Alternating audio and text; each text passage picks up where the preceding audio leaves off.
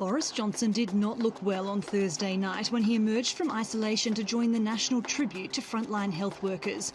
And on Friday, there was a hint of what was to come. Hi folks, quick update from me on the campaign against coronavirus. First of all, in my own case, although I'm feeling better and I've done my 7 days of isolation, alas, I still have one of the symptoms, a minor symptom of I still have a temperature, and so in accordance with government advice, I must continue my self-isolation until that symptom itself goes. But by Sunday he was here, St Thomas's Hospital in London. His office said his admission was simply precautionary because he'd been unable to shake a high temperature and persistent cough. On Monday, Johnson tweeted an update saying he was in good spirits and still working, but by Monday evening the situation had changed. During the course of this afternoon, the Prime Minister's condition worsened, and on the advice of the medical team, he was moved in to a critical care unit. So in light of those circumstances, the Prime Minister asked me as First Secretary to deputise for him where necessary in driving forward the government's plans to defeat coronavirus. Unlike other countries, the UK doesn't have a leadership succession plan, and Boris Johnson's admission to hospital here has raised a grim question. What would happen if a sitting Prime Minister died or became incapacitated for a long time? Well, the answer is the ruling party would have to elect a new leader, and that person would need the Queen's approval, and the whole process could take days, if not weeks. In the meantime, Cabinet, led by Dominic Raab, will make decisions collectively. It's reported the group has been instructed to follow the direction already set by Boris Johnson, but some Brits are still nervous. Well, obviously you want him as a person to be well and to recover. I think the main thing is government is a body of people, not a single man. It is quite worrying for the country, for people in general, because what's going to happen? Because he's the leader, right, of the country. So I think, it is quite worrying. Of course, it's not just worrying for the country, but also for the Prime Minister's family. His pregnant fiancée, Carrie Symonds, also had COVID-19 symptoms, although she's said to be recovering. And thanks to a blanket ban on visitors at the hospital, neither she nor any other loved ones are allowed to be by his side. Sarah Morice, TRT World, London.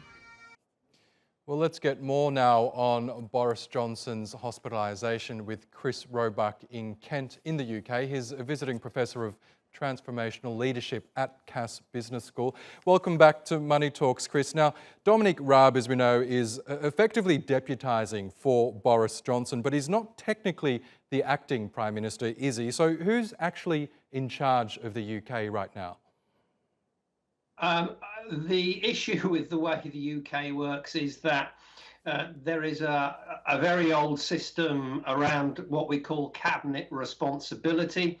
And unlike certain other countries, there is no formalised person who is supposed to take over in all circumstances. And what tends to happen, as we've seen going back over history in terms of various problems, is that the Prime Minister will appoint the person that the Prime Minister thinks is the best person to potentially deal with that particular issue. Yes. Now, the UK government's response, as we know, was initially criticised as lacking the sense of urgency seen in countries such as Italy, France, Greece. How do you judge the government's response to the outbreak so far? I think there was a question about the initial sort of decisions around the concept of creating an immunity in the community, so to speak.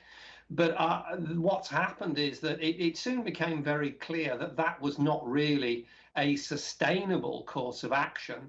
And therefore, as a result of that, we moved into the plan that we have now. In every country in the world, this is effectively a balancing act between maybe 25% political agenda and 75% medical agenda. And how do we make sure that we move forward the medical agenda without overtly disrupting society? And it's a simple cost-benefit analysis. Do we want to go in too hard and disrupt society and have economic issues? Or do we need to do it because of the medical imperatives?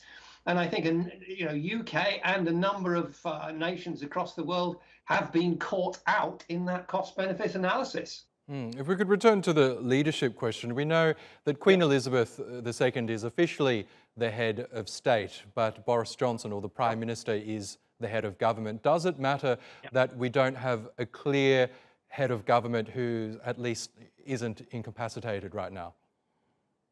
Well, I think if you look at what's happening since the admission to hospital of Boris Johnson, the Foreign Secretary, Dominic Raab, has taken over and is doing the relevant meetings.